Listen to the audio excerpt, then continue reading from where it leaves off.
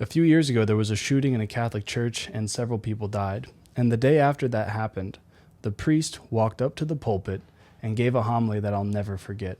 He looked at the congregation and said, "What an honor it is to die defending the truth. What an honor it is to shed your blood for Jesus Christ and for what is good and true and beautiful. And if only we could be so lucky." And I know that right now, with Charlie's recent assassination, with the tragedy that his family and his children are going to have to live with, things seem quite dark. But a simple word of encouragement here is that Charlie's death has not been in vain. Already we're seeing all of the values that he stood for, all of the things that he defended. They're starting to revive in a way that I don't think I've ever seen before in my entire life. As a simple anecdotal piece of evidence, his X account went from 3 million followers to 10 million followers in the past couple days, and it's still growing. People are realizing that if you're only willing to live for yourself, then there's nothing left to die for. And watching somebody of Charlie's caliber, who I believe was a good man, I believe he was a family man, I believe he loved his wife, loved his children, and loved the Lord. Seeing somebody who had purpose in their life, who was willing to live and die for the truth, seeing that has been inspirational to millions of people across the country. And we have to keep in mind that God sees things not from our perspective, but from the perspective of eternity. And God foreordained that even though he did not cause this sin, but he foreordained to permit this sin for some greater good. Romans chapter 8, St. Paul says that God, all things work for the good of those who love God. And this is no exception. So while there is darkness, sorrow, anger, pain right now, we need to surrender to the providence of the Lord and trust that he has a plan to bring good even out of the most heinous things imaginable. This is the mystery of the cross. This is why Jesus was crucified, to teach us this lesson. So we as Christians, we must not lose our faith. And we must follow Charlie's example. There's one thing, after viewing some of Charlie's content, there's one thing that I think every single person watching this video can learn from. Whether you're on the left or the right, it doesn't matter.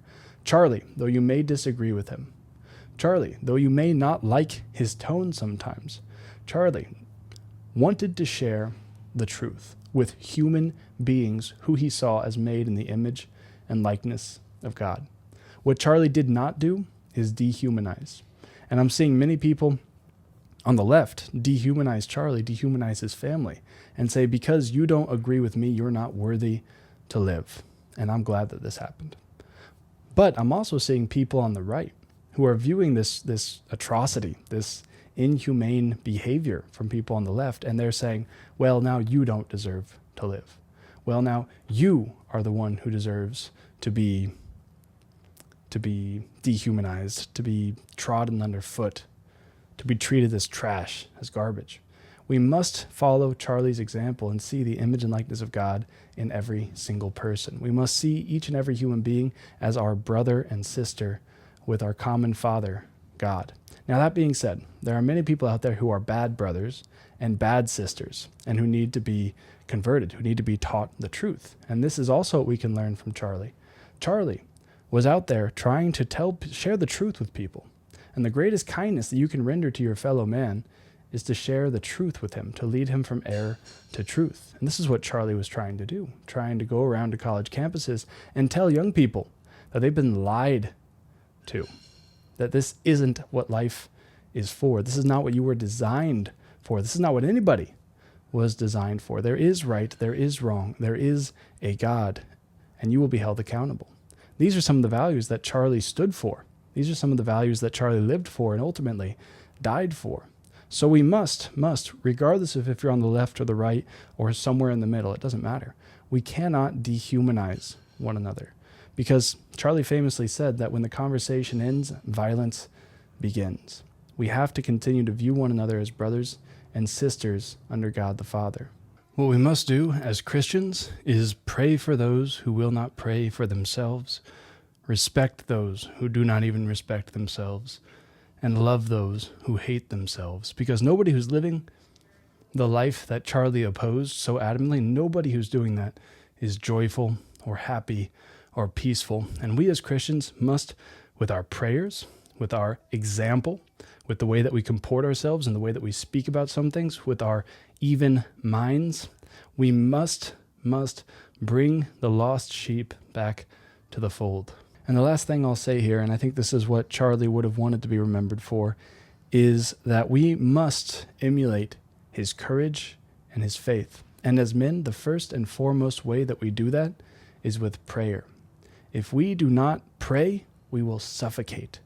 If we do not pray ardently, constantly, fervently, we will be led astray. If we are not men of prayer, we will be men of the world. And Charlie knew this very, very well.